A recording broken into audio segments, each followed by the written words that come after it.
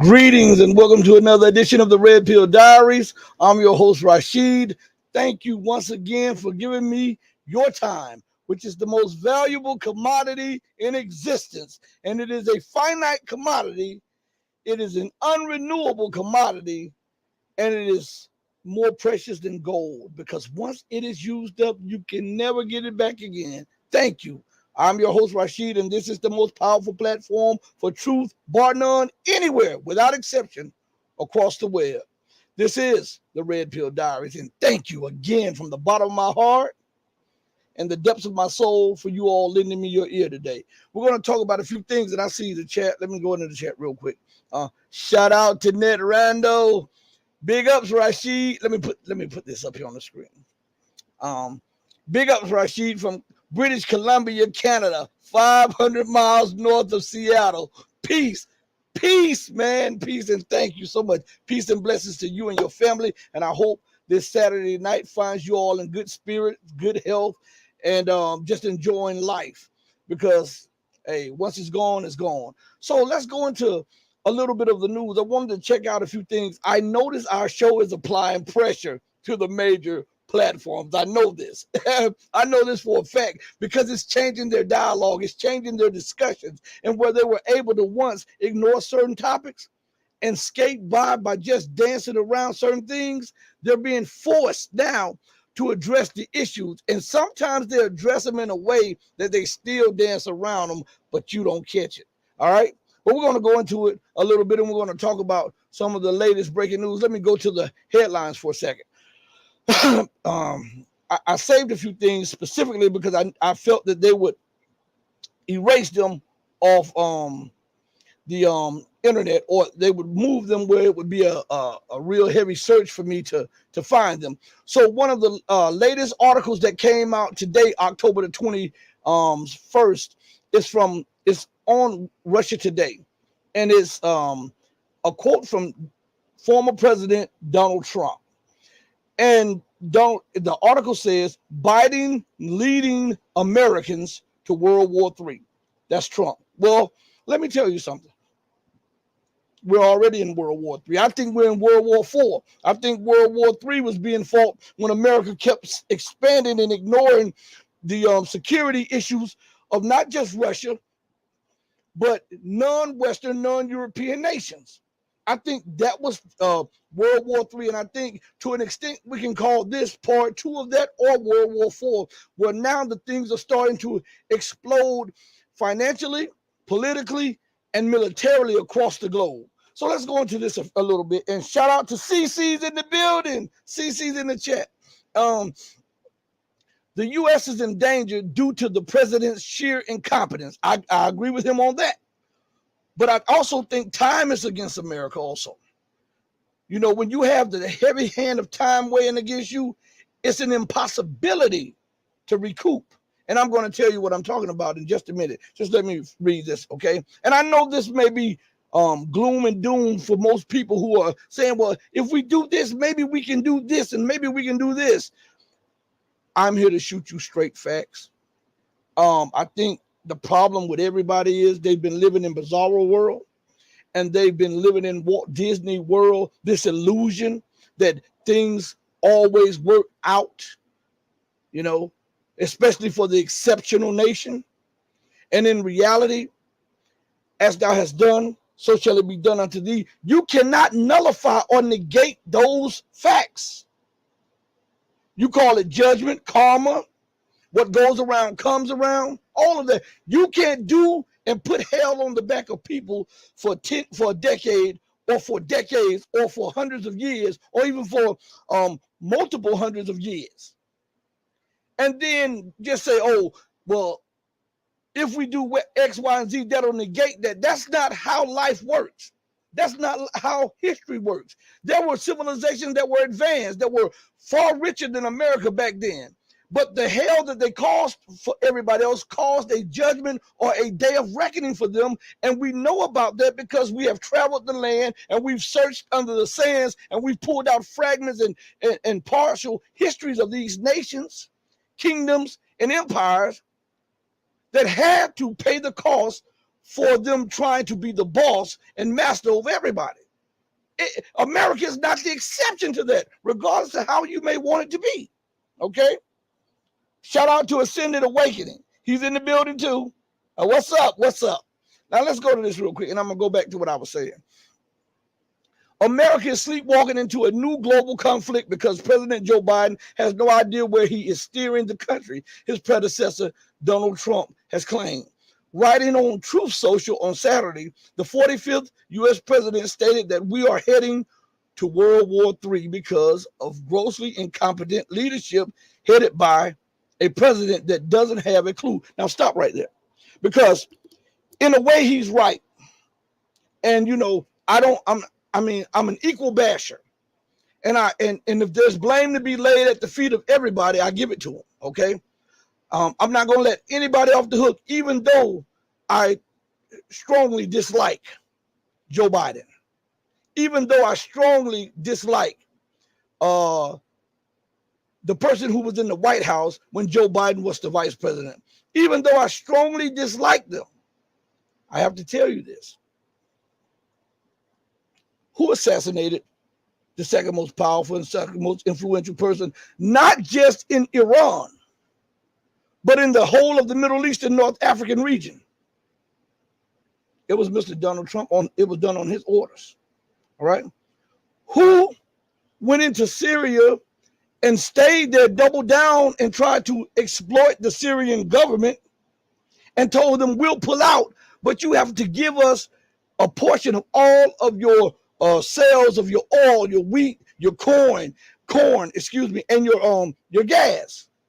Was that Joe Biden? That was Mr. Donald Trump. So yes, Joe Biden is steering the nation towards the abyss, but he had a lot of help from Mr. Trump, from Mr. Biden, and every one of his predecessors who continued to push the exact same buttons, leading the country down the exact same path which we are now in. Some accelerated, some pulled off the throttle.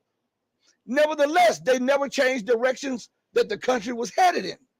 So the country was on a path to go over the cliff.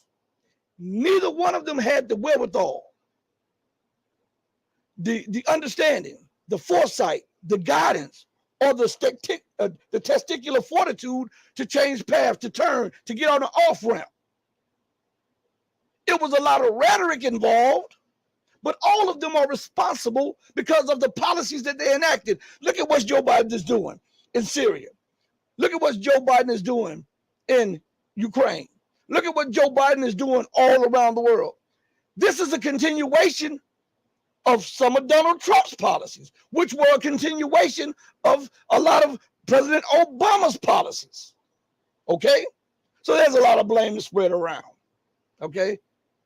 Trump is not a politician, so in certain areas he gets a little break, but not much. Okay? All right, let's talk about it. Let's see. Reef Omar is in the building. Reef Omar is in the building. Walaikum salam. Let's see. Let's see. World War II daughter 7 is in the building. Thank you, sister. Thank you. So thank you guys for joining. And I'm looking down to check you guys every so often. So listen. One of the presidents would have you think that the other one is the enemy to the nation. So let me pose some questions to you all. When Donald J. Trump was in, I think that's his name, was in the White House, did he extricate the U.S. from all of these NATO entanglements, pursuing a expansionist policy? Did he pull U.S. and NATO troops out of Ukraine? Because remember, they had been training these people in Ukraine 2014, prior to his presidency. Did they pull them out? No. As a matter of fact, what did Trump say? I'm going to make America the most powerful nation on earth, and I'm going to double down and invest in the military. And he added more money to the defense budget. Now, Joe Biden has done more than that. He's added more money than that to the defense budget. And let me tell you something. They play semantics with you all. This is in no way conducive to defense.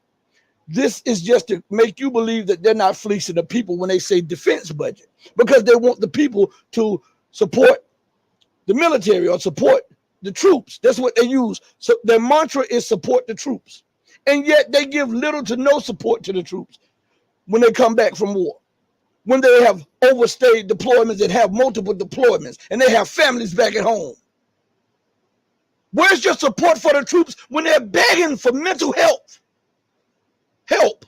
Where's your support for the troops when they're suffering from isolation and double and quadruple deployments? Where's your help for the troops when they have to go to the VA and some of the stuff is not covered? Where's that support? Once you use them up, you throw them away, and then you push them to the back burner, and then you bring some more for, and then you say, support the troops. In reality, the mantra should be support the MIC, the military industrial complex, because that's what they're doing. That's what they're doing. So let's see this.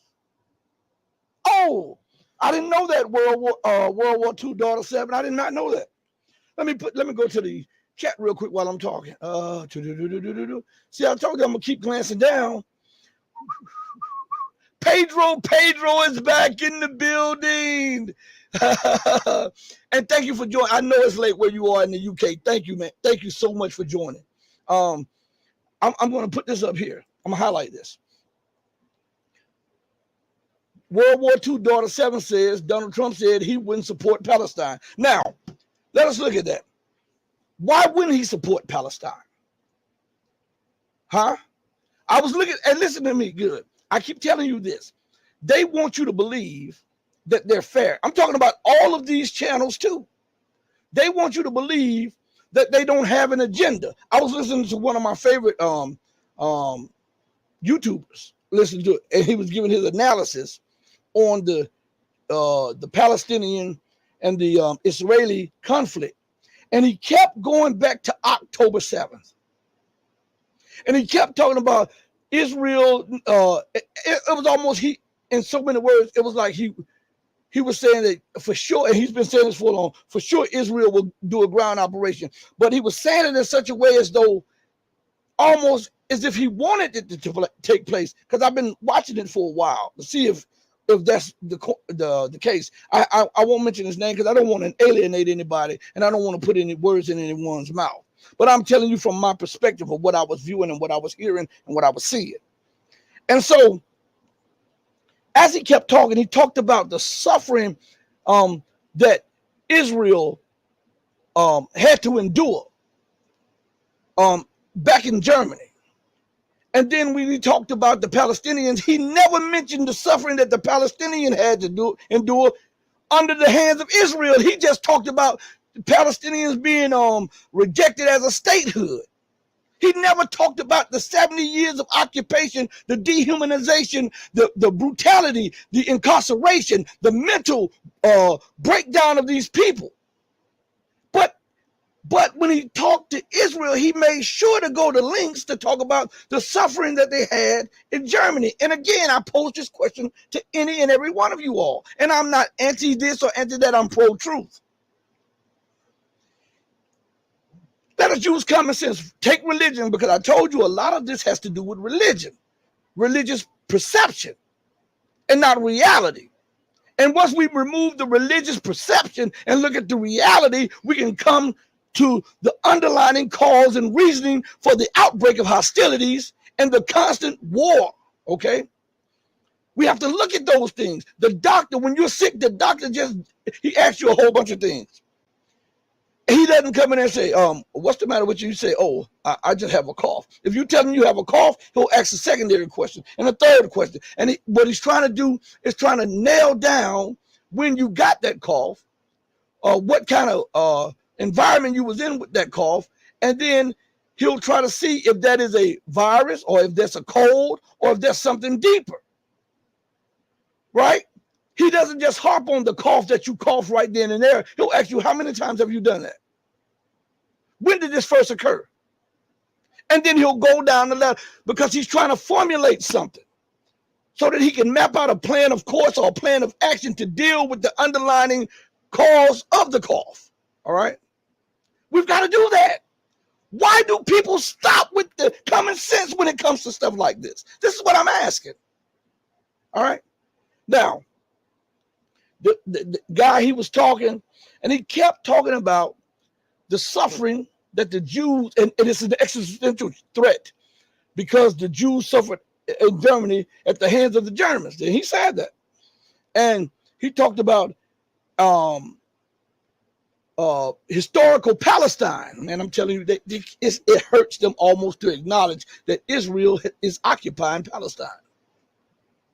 It hurts them to acknowledge this because it does away with this holier than thou thing that they put on Israel. They put this jacket on Israel as though it can do no wrong. And that's not how life works. I don't care what it is. Okay? And if it was a Muslim doing it, I would call them out. But right now we're talking about what was going on in this conversation. And so, as he was breaking this stuff down, I'm going to go to the chat in a minute. I see you, Reef.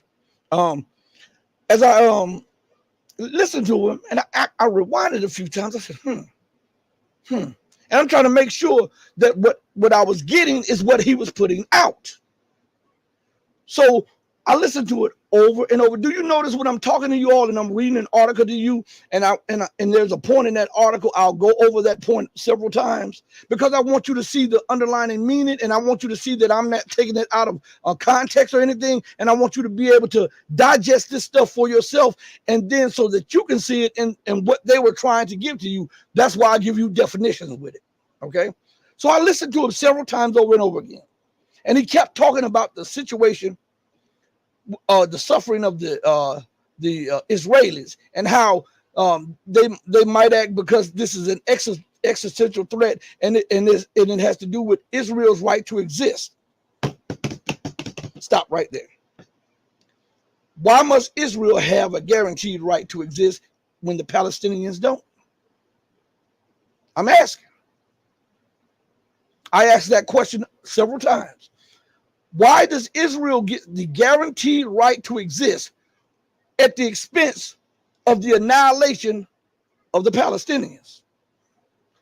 That's a question that should be asked. It's not pro-Palestinian. It's not anti-Israeli. It's a logical and reasonable question that should be answered and should be asked.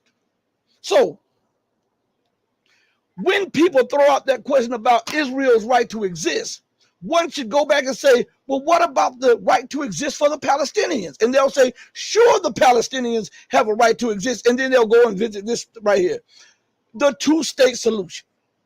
That's what they'll say. This is to get some of the pressure off of what they're saying. Listen to me good. These people are very intelligent. They know what they're doing.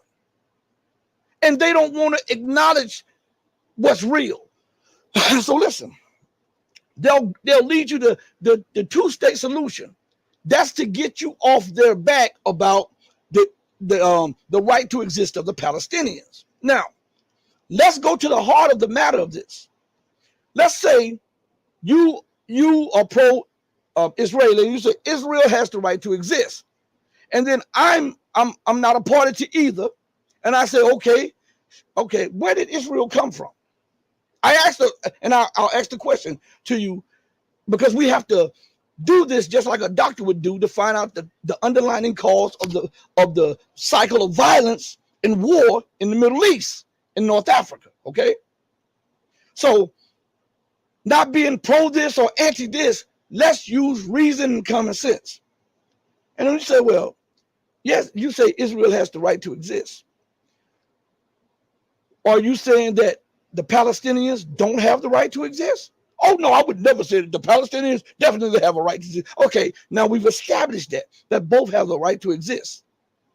Okay, but one that you say have a right to exist is exterminating the other one who you say has the right to exist. But when the other one that's being exterminated lashes out, you blame the one that is being killed and occupied and incarcerated as the violent terrorist one, and the one that's doing the occupation, the killing, the maiming, and the stealing You give them carte blanche and you justify this by saying that they have the right to exist, which means that you're nullifying the right to exist for the victim.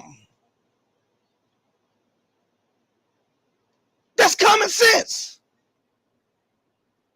And then the pundit says the suffering that they had to endure in Germany.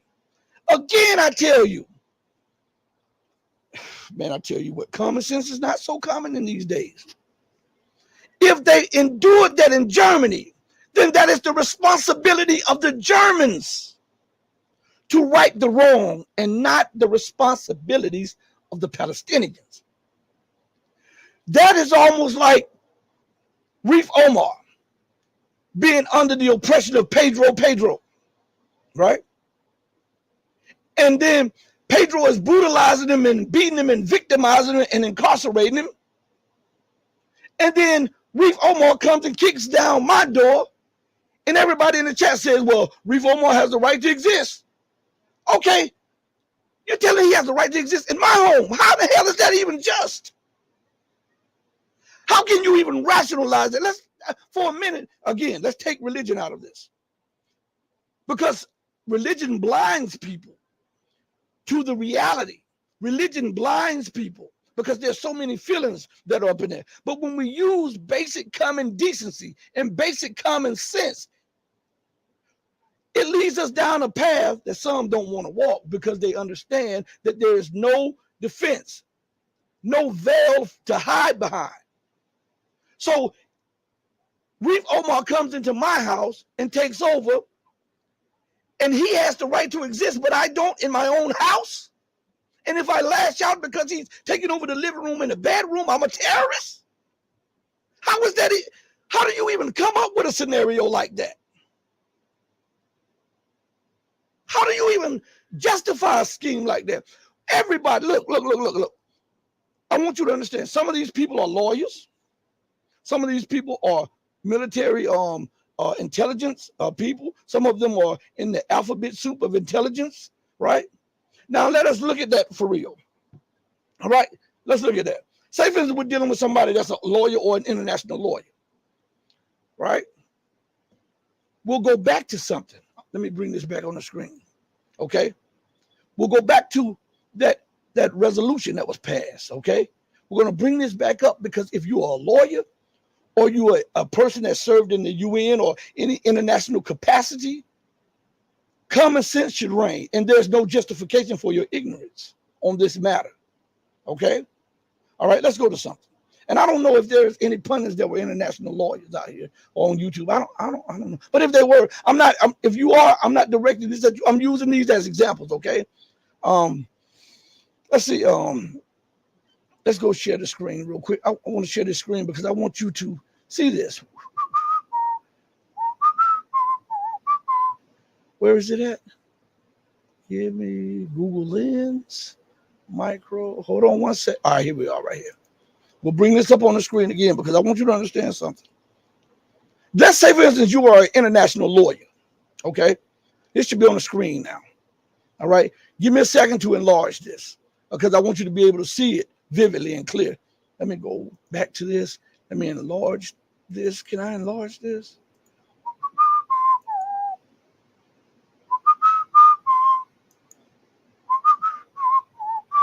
Let's see if I can make it a little bigger for you all. It's at 175% resolution. All right. All right. And so I made it big for reasons. All right. So that we can see this together. All right. Whether you have glasses or not, I made this big for a reason. And I want to go back to this for a minute. All right. So you guys bear with me. This is resolution 242, 1967. So, first of all, let's get something clear. Let's get an understanding here. This resolution was a resolution that passed the United Nations Charter, and it is enshrined in international law, right? Not only did the General Assembly agree to certain aspects of this, but for this to become international law, the 5 permanent members of the Security Council had to agree to this text in order for it to pass, because they have the final say. Even though that's unjust, they do have the final say on the admissibility of this as international law. The 5 permanent members are America, Russia, the UK, China, and France.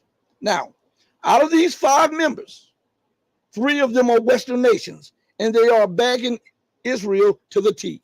The United States, Great Britain, and France. And ironically, these 3 members of the 5-member council are the ones that brought Israel into existence at the expense of the Palestinians. Huh? Because remember, under colonial rule, the British called Palestine its protectorate, right? And they were charged with keeping the peace and doing all of this other stuff, right? I'm not making any of this stuff up, okay? So listen, let's go to this real quick. It's very important that you listen to me on this matter, because when we do this thing rational and we remove religion and biases and we look at international law, because other people will tell you it's about international law, it's about a peaceful solution, and then they'll ignore the acknowledged roadmap to peace.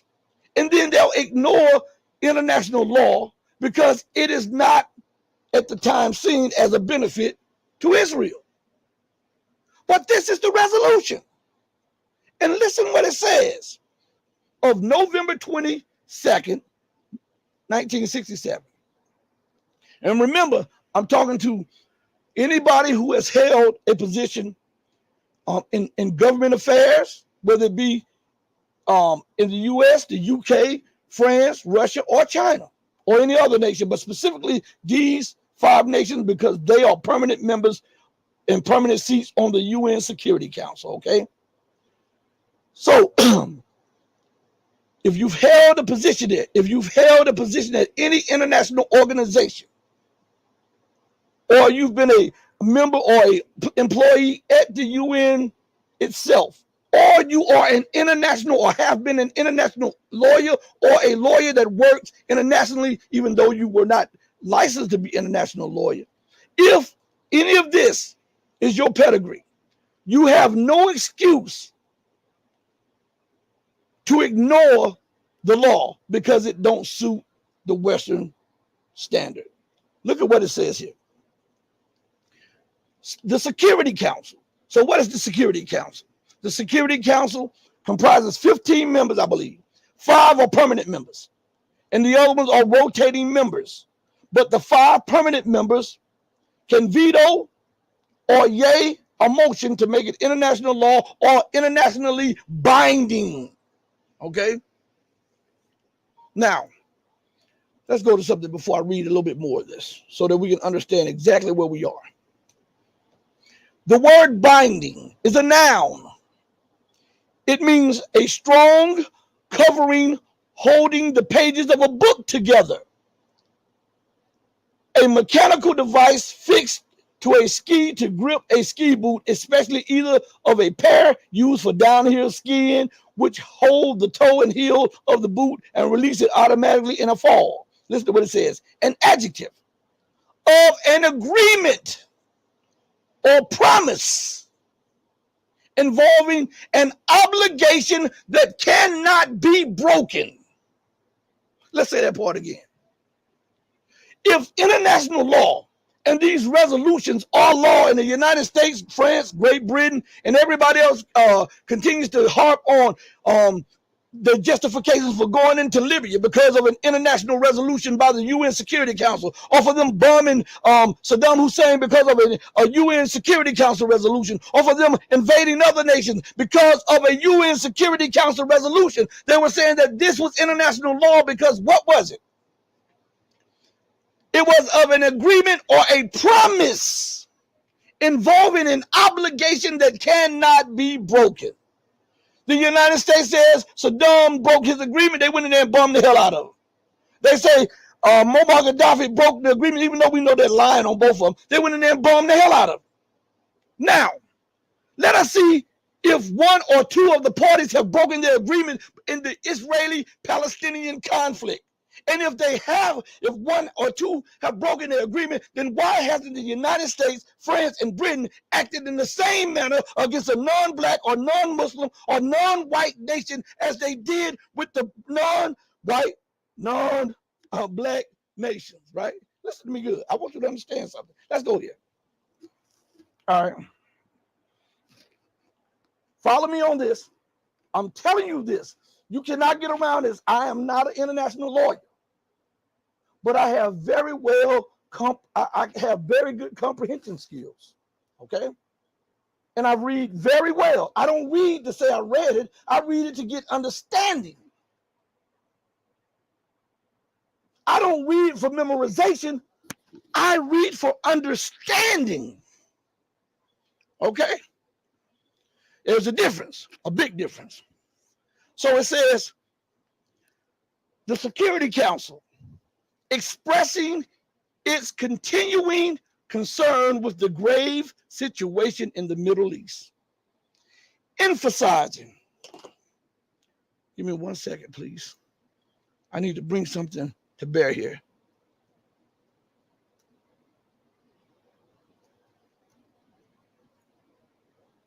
All right. According to the dictionary, the word emphasize is to bring, call, or draw attention to, focus attention on, to highlight, to point up, to stress, to put stress on, to accentuate, to put weight to it. Okay? So when you're looking at those two paragraphs that are led with the word emphasizing, what they're doing is to bring, call, or drawing attention to something that is of the utmost importance, that you should put your attention and focus on, according to this. And it should be highlighted and pointed up. And it should be stressed or accentuated that weight must be given to these paragraphs, according to the dictionary, right? That's the dictionary. So let's go here. Expressing its continuing concern with the grave situation in the Middle East, emphasizing the inadmissibility. That means it is not legitimate, not acceptable, not lawful. It is inadmissible. What do they do when you try to pass them off as legitimate in court and the judge catches it? He says it is inadmissible in a court of law.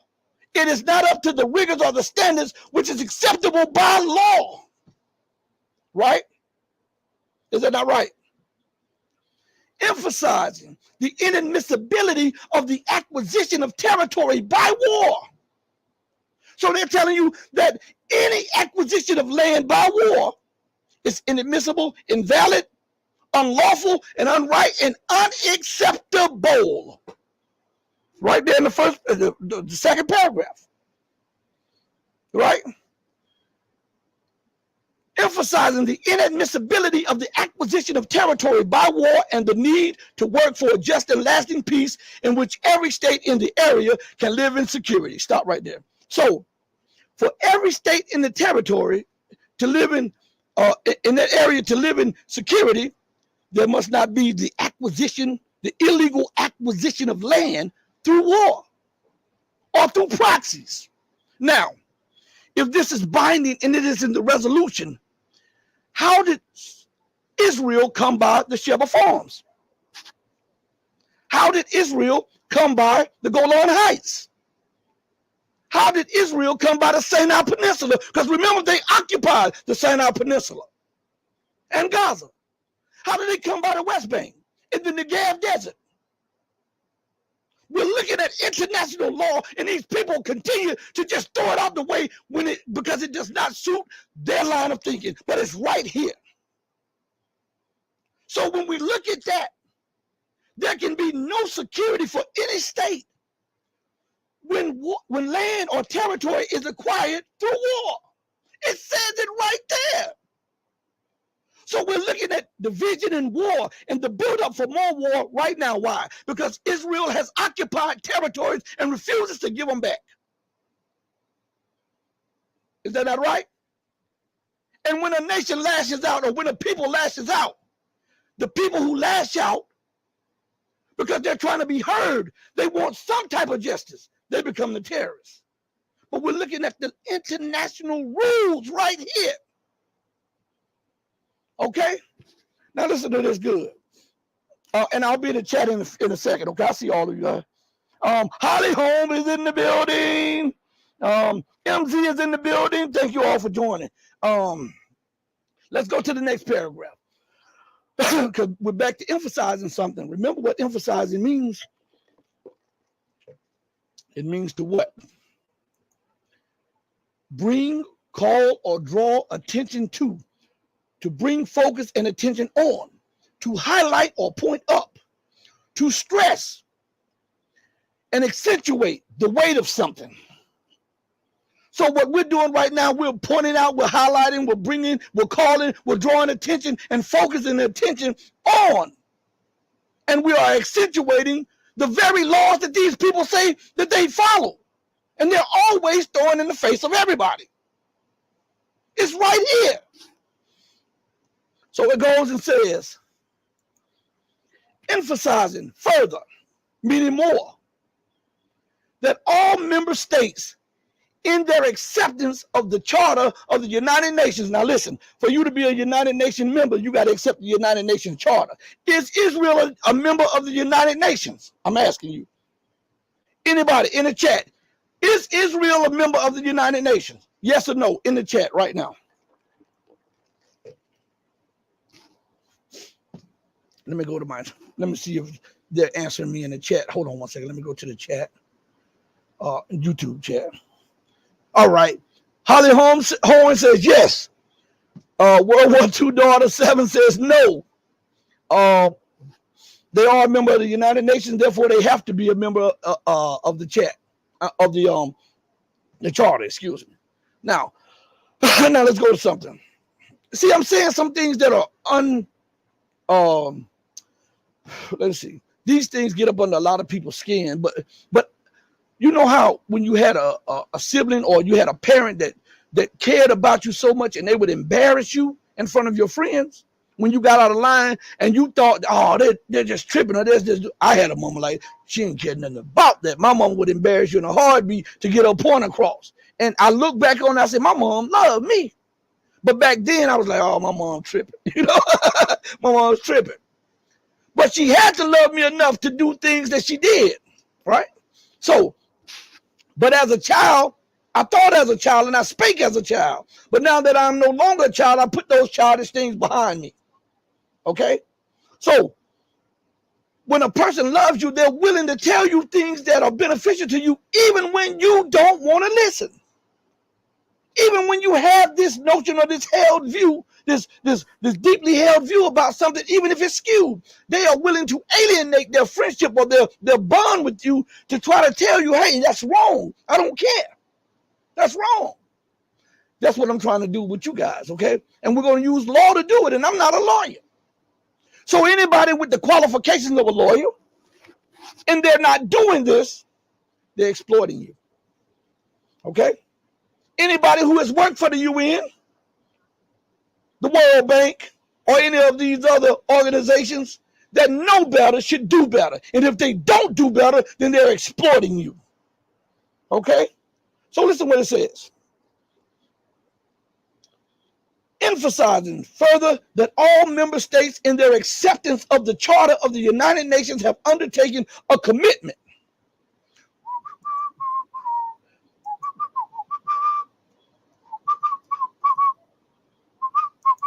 according to the definition of commitment.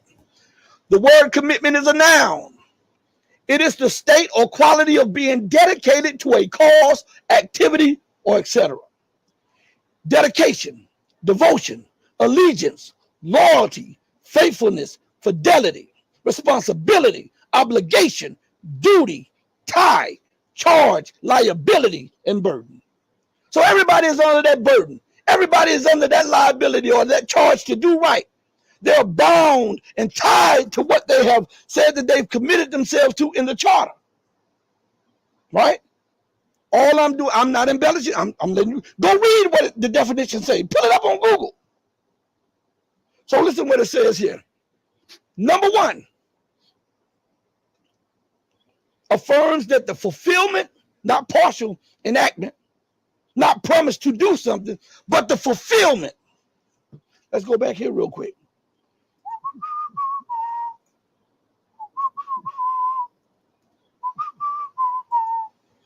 The word fulfillment is a noun. It means the achievement of something desired, promised, or predicted.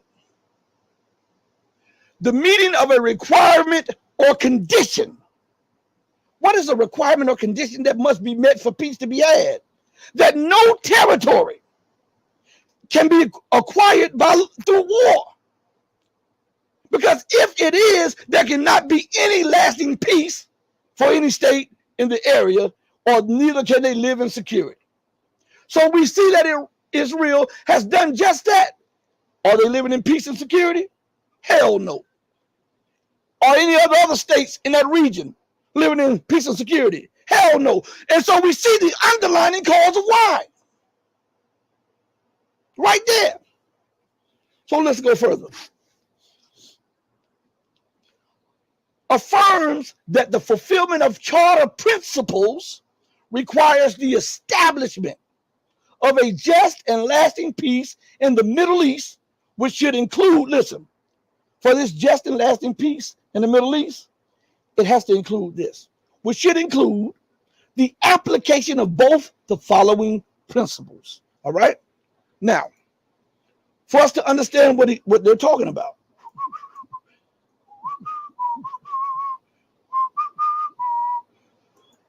the word principle is a noun, a fundamental truth or proposition that serves as the foundation for a system of belief or behavior or for a chain of reasoning.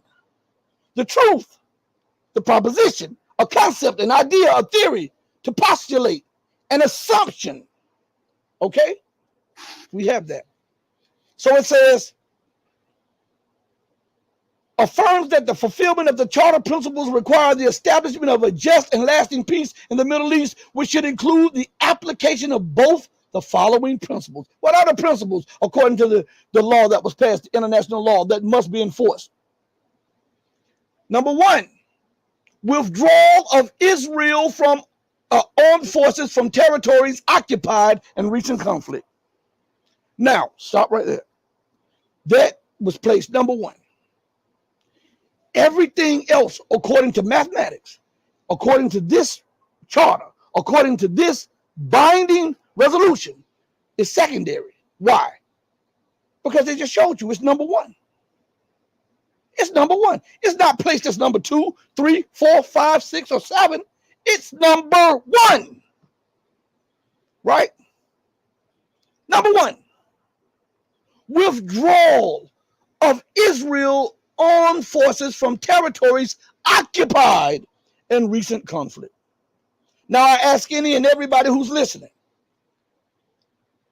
as of today, has Israel fulfilled those obligations? Huh? And if they have not fulfilled those obligations and we don't have peace, but we have violence and war, who's to blame according to the resolution that was passed in 1967? So this did not start in October the 7th, 2023. That was the spillover part. We have a history of this that nobody wants to talk about. Lawyers, doctors, scientists, pundits, YouTubers, everybody are tap dancing around the issue when it lies right there in the resolution itself. Huh? I'm just asking. Not the sharpest knife in the drawer, but I'm not the butter knife. Okay?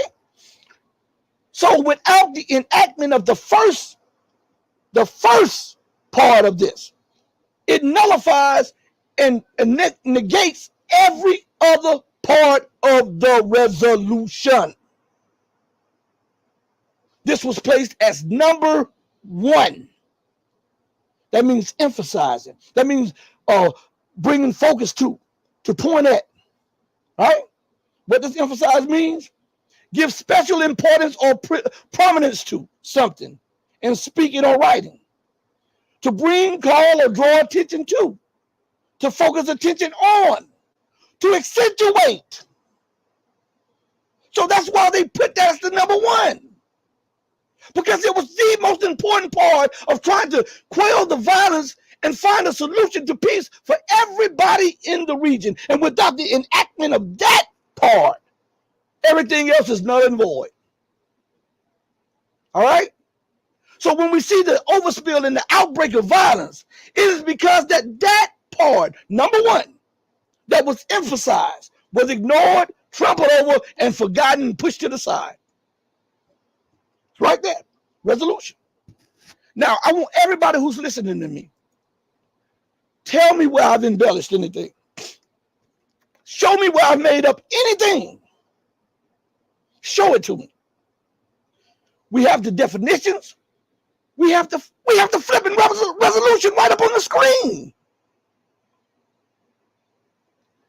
I'm not talking religion. I'm talking reality. I'm talking facts. Something tangible right there. All right. Let's see. Oh, Joel Bradford is in the building. What's up, Joel? Let's see. Okay, let me put up, before I put you up, Joel, let me put up World War II daughter 7. She said, I found out that Anthony Blinken's grandfather was a Nazi collaborator, even though he uses the Holocaust card. All liars. Listen, I'm just pointing out facts. I don't know that, and I didn't know that, but good source of information. And this Joel says, don't worry, Rashid, you can't be so-called anti-Semitic because we are the real Semitic. You got that right. Descendants of Abraham, Isaac, and Jacob. All right, listen. Let's see. Hold on. This thing is jumping. Hold on. Everybody, hold on 1 second. It's jumping fast. MZ says, go. God bless. Anthony Blinken is connected to Ghislaine Maxwell. I didn't know nothing about that one. Let's see. Here we go right here. Let's pull this up real quick. This is from Solar Bear. I like the way you put that name. I like that play on words right there. It says, majority of the world turns a blind eye when white Semitics kill brown Semitics. Brown Semitics? Semitic? Right? Semitic. Okay. Hey, could you add a little context to that? Because, this is for me and for everybody, because it's just so flat out there. Could you add a little context to that? Are you talking about the Khazaris killing the Palestinians? Could you add a little context to that? Let's see.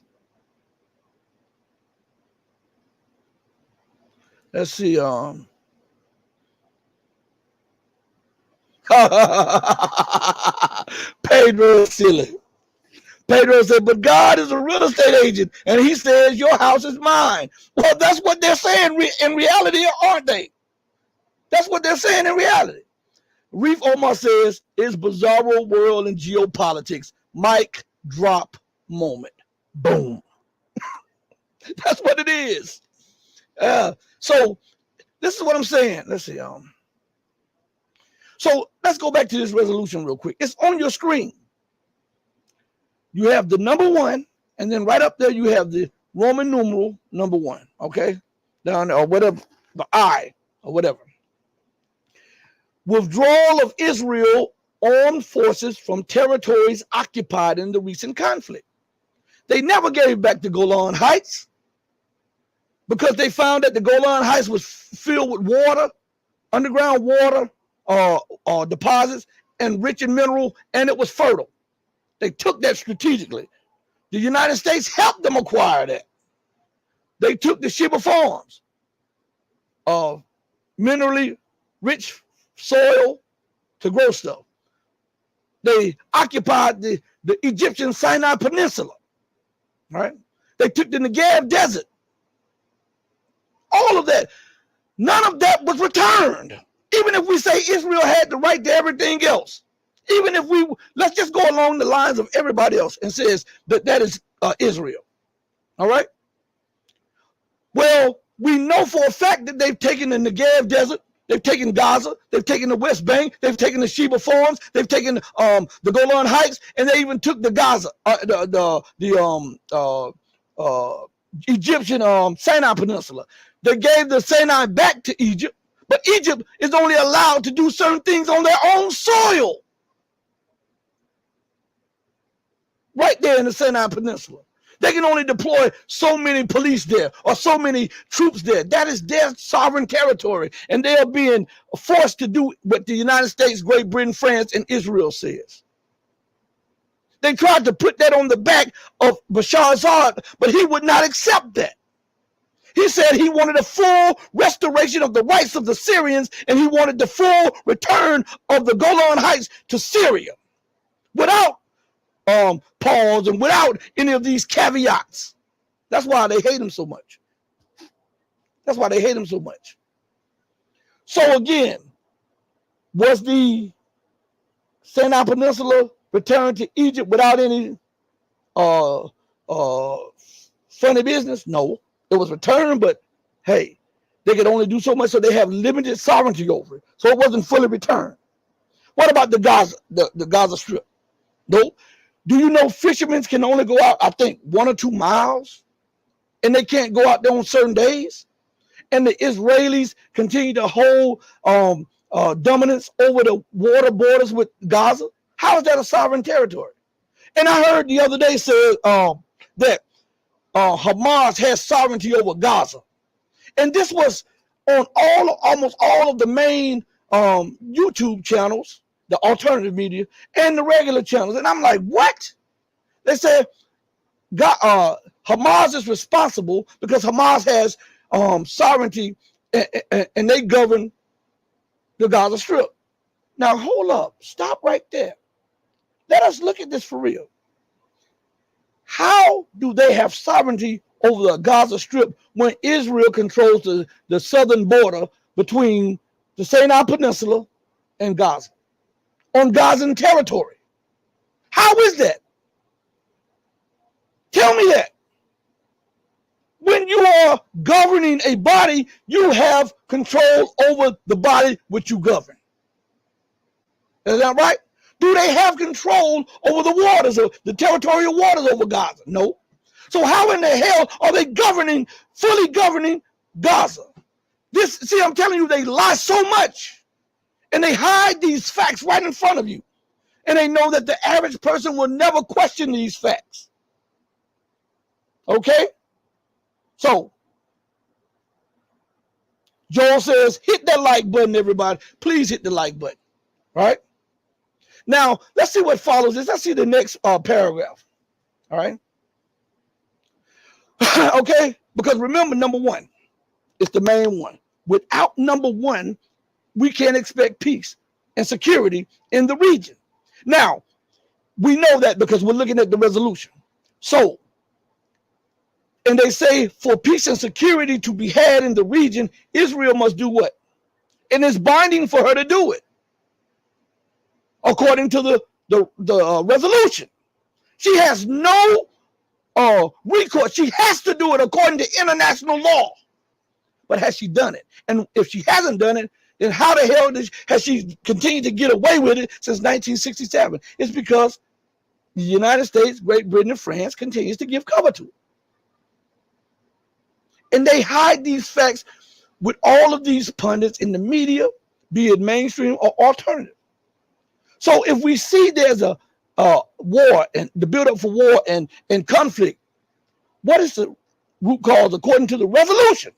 Not according to what CBC, CNN says, or the Canadian broadcaster, or the British broadcasting, or the Australian broadcasting company, but according to the UN resolution. What does it say? The cause is Israel refused to honor its obligation and withdraw its armed forces from territories occupied in recent conflicts. So the Gaza thing is because of Israel. The West Bank It's because of Israel. The flare-up between Hezbollah is because of Israel. Because they have not removed their troops off those territories. You see? And when you look at it through international law, it actually shines a light not only on Israeli actions and U.S. actions and British actions and French actions, it also shows you these people in the so-called alternative media and how they hide these facts. Because we're looking at international law. And Rashid didn't write this, make this up. Hell, this came before Rashid came on the scene. Okay? So listen.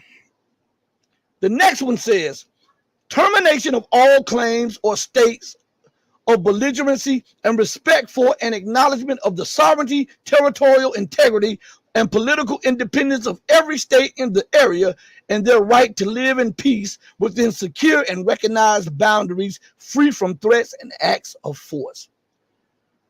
If number one didn't happen, guess what happens? Number two does not happen. And to show you that it's like that, look around, right? And look what it says right here in the number two requirement. Number two affirms further the necessity. All right. Now, hold on 1 second. My computer is doing something. All right. Now let's look at this one here. The word necessity, according to the dictionary, is a noun. It means the fact of being required or indispensable, essential requirement, prerequisite, indispensable thing or item. It's essential. Okay? That's the definition of necessity. So now let's go back to this again, and you have a better understanding of what they're saying. Affirms further the necessity of what? An essential requirement, an indispensable thing or item in the drawing up of this resolution, right? And what is that? What is that? For guaranteeing freedom of navigation through international waterways in the area. Has Israel allowed the Palestinians to have freedom of navigation in the Gazan waters? Huh? Talk to me. It's right here. And listen to what it says right after that. For achieving a just settlement of the refugee problem. What refugee problem? The right to return. Listen, while everybody continues to harp on whether or not Israel has the right to exist, Israel displaced millions of Palestinians that existed in Palestine before there was an Israel.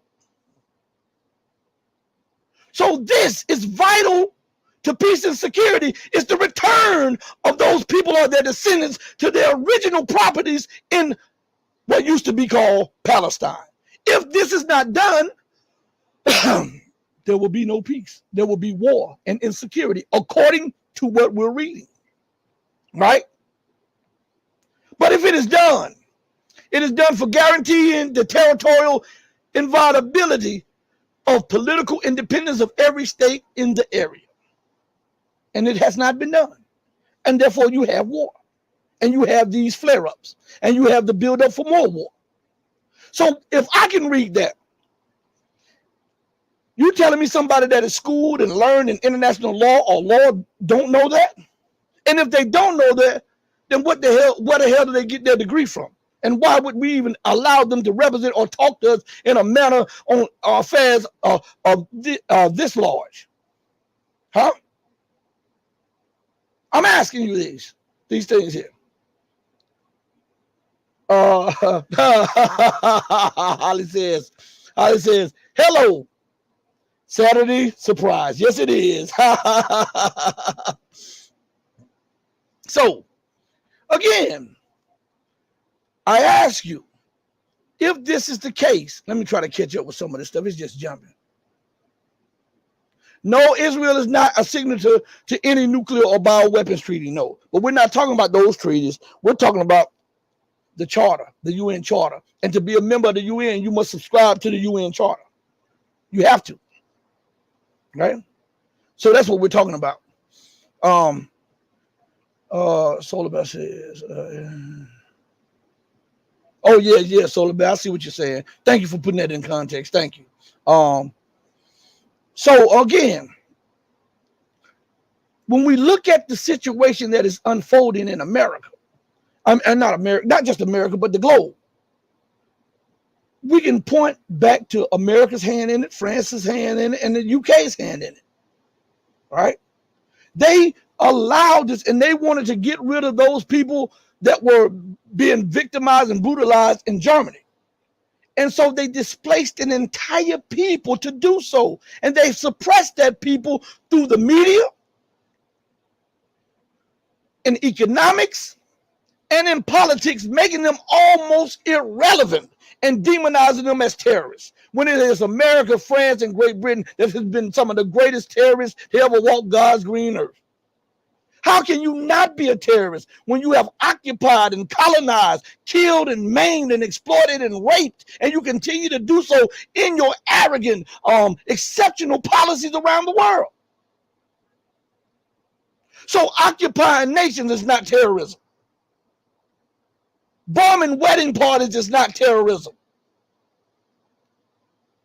Putting weapons and missiles and military platforms on the borders of other nations to threaten them, that's not terrorism. Fomenting dissatisfaction and divides and color revolution and government overthrows, that's not terrorism. What about your targeted assassination programs? That's not terrorism. But the people who are being beaten and brutalized, when they fight back, that's terrorism? Man, if you don't get the hell out of here, I'm telling you, why aren't these other people talking like this? Why aren't they telling you this? Because they have an agenda, and they have some kind of financial and political and religious vested interest in keeping certain parts of the status quo the status quo. I give two flips about the status quo, and that's real. So we see that on the screen right there. I want to say, did I make anything up? Nope. All right. Did I embellish anything? Nope. Did I give you context? Yes. Did we read definitions? Yes. Did we delve deeper into the resolution than these people who are surface dwellers? Yes. And did we examine what was presented before us instead of listening to the news pundits and the politicians who gives us filth? Yes, we did. So that gives us a better understanding of the true state of affairs and what's really going on. That's why they lie so much. That's why the world is going towards war. Because you have this minority of people trying to subjugate the entire world through lies, propaganda, war, bio-warfare, war on every level to keep you ignorant so that they can exploit you. And when they exploit you and use you up, cast you to the side or kill you and get the next victim. This cannot go on in perpetuity. It can't. And Joe Biden has the nerve to say this. Let me go to something. You guys give me 1 second. I got to pull this up because when I saw this, I was like, man, this man is crazy. I can't say it on TV. But listen, the article says U.S. will build new world order. Biden. Now, let's just take that. Let's just look at that. Matter of fact, let me put that on the screen because that's so out there in the ether zone. I gotta put that on the screen. Okay. Hold on 1 second. Let me share the screen. Boop, boop, boop, boop, boop, boop. Here we are, right here, so we can read it along together. I know it's out there. Look at that. Now, let us look at this, okay? The world is growing tired of U.S. rule, right? We see that with these nations doing what they're doing. The world is growing tired of that. The world is growing tired of British rule because the British still rule in some capacity with the United States. Don't get it twisted. Do not get it twisted. He who controls the money controls policy. That is why the New York exchange is tied to the London exchange. It's not the other way around. Don't get it twisted. It's the New York exchange tied to the London gold exchange. It's not the other way around. You understand me? And that's for another time there. So Again, when you have exhibited the same mentality, the same actions, the same policy initiatives for close to a century, what you're showing us is that you are limited in producing something new. That's what you're showing us. Now, let's say America wants to build a new world order, right? How can she do it with a dumbed down masses? How can she do it with inept leaders? How can she do it on a path, an unsustainable path that she's now on financially, politically, and geopolitically? So even if she wanted to do it, there's a mathematical certainty that she cannot do it, right? And if she were able to do it, she would just rebuild what she has because she's the greatest beneficiary of the policy in the world of today. Because it's tilted so far in her favor. So she would just rebuild what she has because that's what she knows. Right? So in order for something there to be new, you must have new ideas. People must produce new ideas. And from those new ideas, we bring about new creations, new inventions, new realities. It doesn't just happen just by saying it out of your mouth. Do you understand?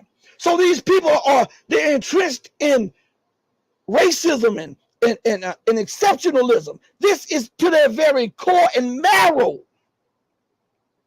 So with that said and with that known, how in the hell can they produce something different? You would have to, when you want to change something, you got to go to the root of something. You got to change the system.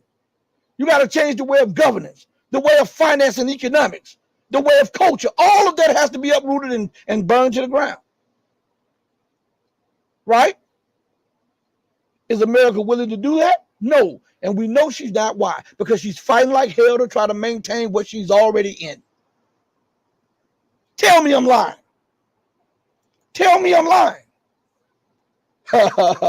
Holly said scary speech. Yeah, it is scary what he was saying. Let's go to it a little bit. Where is it at?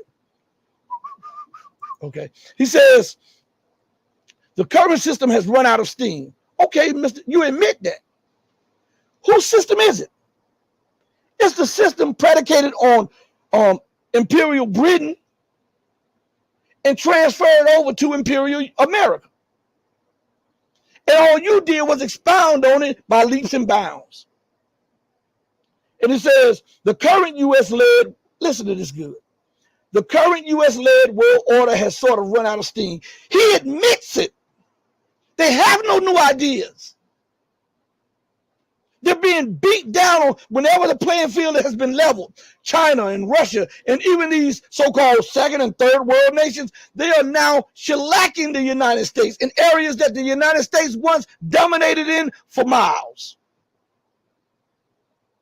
The two advantages that America still has, well, three, is that dollar being the world reserve currency, that propaganda machine being unmatched in the world, and her military is still one of the best militaries on the planet.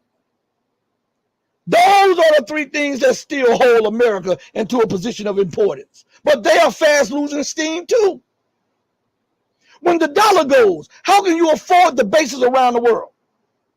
How can you afford a $15 trillion nuclear upgrade for your nuclear triad? How can you afford to pay the interest on your debt? How can you afford to pay for your imports? Because you produce little to nothing but movies and dollars and guns. Guns that don't work, movies nobody want anymore, and dollars everybody's shunning. So how can the empire remain the empire when the whole world is moving on in another direction? Listen, thank you all for joining me on another edition spot on edition. This just a freestyle that came out of nowhere. I'd like to thank each and every one of you, and I invite you all to sign up to all of the platforms. We're going to start streaming on Patreon. We're going to start trying to do one free stream on Patreon every week and one stream for the patrons itself. Go sign up for it. You don't have to pay anything. Just go on over there and just become a member. Go to Locals. We're trying to figure out what's going on over there right now, but go to Locals, go to Rumble, sign up for Rumble. We'll be streaming over there also on certain shows exclusively. Go to Odyssey, sign up over there. And we just thank you for your support. And I hope that God continues to bless each and every one of you who loves truth. Know that I love you, but always remember that my love pales in comparison, that the love that God has for you. Until we next speak again, stay strong, stay true, but above all things, stay righteous. And hit the like button, subscribe, and share. Hit the like button, subscribe, and share. This is how we beat the algorithm. Hey, mama, your baby boy loves you more than life.